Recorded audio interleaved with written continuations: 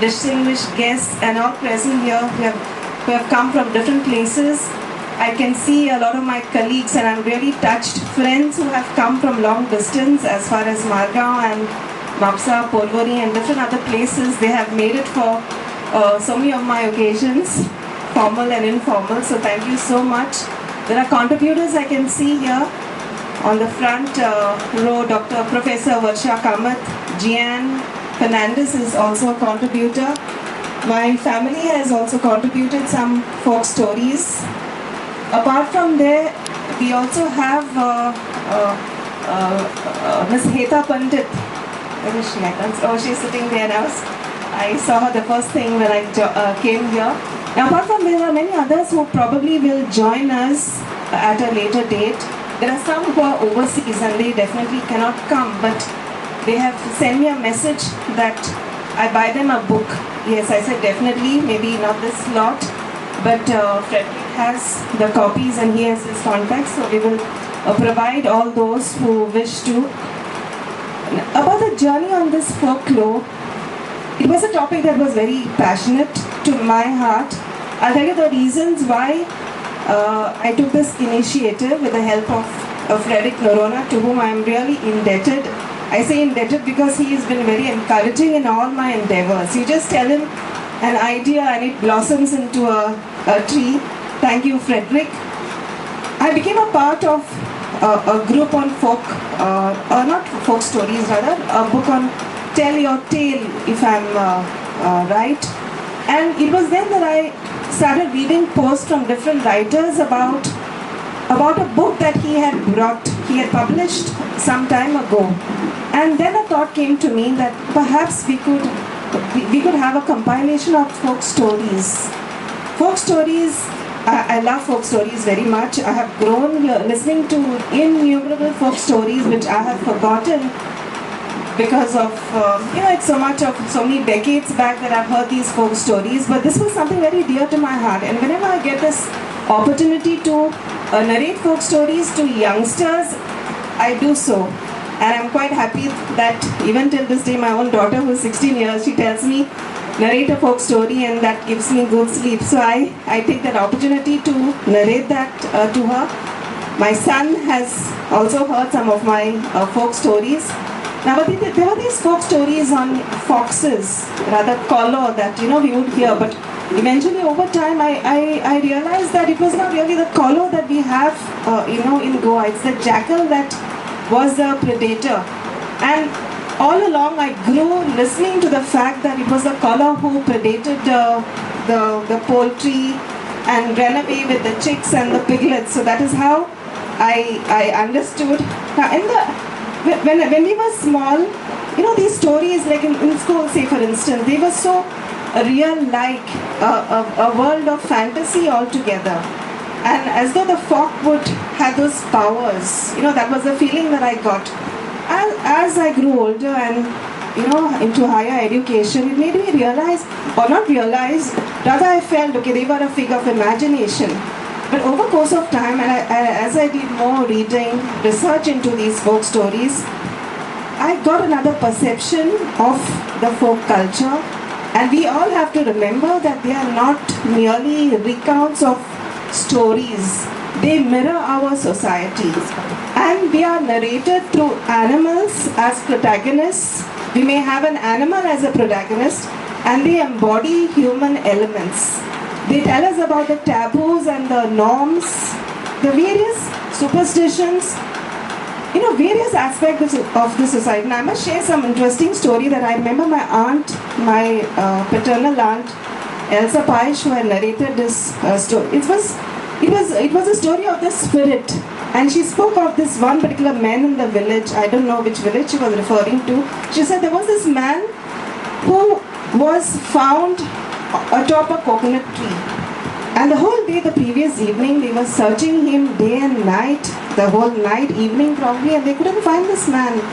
And the next morning, they found this man atop a coconut tree, and surprisingly, she said, this man he had this fear of climbing trees. He would never climb any trees. So there was this wonder how could this man who did not have the prowess to climb trees, how did he find himself in a tree? And then the conclusion was that there was this Deodzar or probably a Rakandar who has left him there.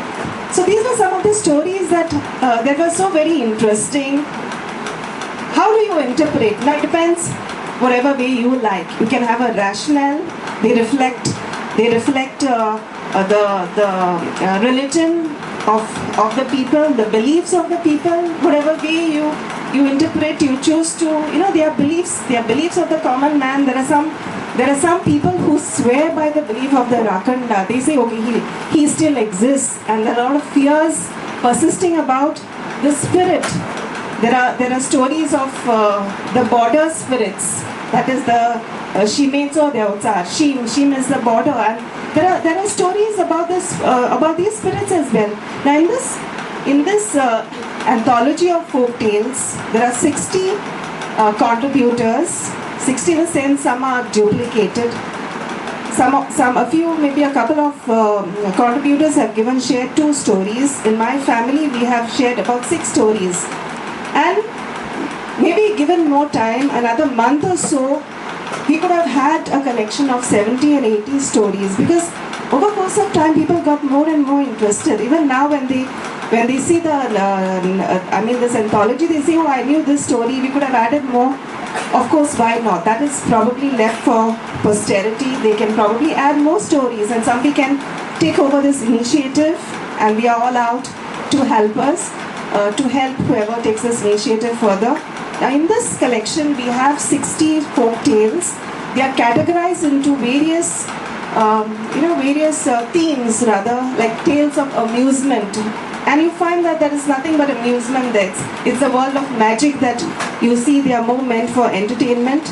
There are also tales that are rooted in history. When I say rooted in history, they are not purely facts. They are probably legendary. When I say a legend, you may have facts and exaggeration. So there are certain aspects, like how you find grains of truth in Goan folk culture. So they are rooted in history, and that's why they are classified under that category. There are tales of the guardian spirits. In fact, in that category we have the maximum number of folk tales, and different, very varied folk tales we've got. Apart from that, there are also marvels of excuse me.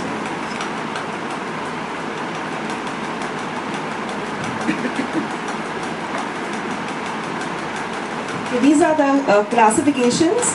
Moral insight and sagacity, that is one classification. Tales rooted in Goan history, which I have mentioned. Sacred marvels, it's not exactly the word that I'm sharing here. These are just a abridged version. And tales of the animal kingdom, of birds and foxes and jackals and tiger. Here interestingly, it's my observation, I may be wrong and you can correct me on this. Largely in Goan context, you find certain animals are very popular. Like say for example the tiger, or you have the jackal, or the fox, or the crocodile, like a Raiche Wag. The story Raya is a village in Salse, so there's a story called as a Raiche Wag. Kolo Ani Koli, this is one genre of folk literature that we have, and there are so many of them. They are different.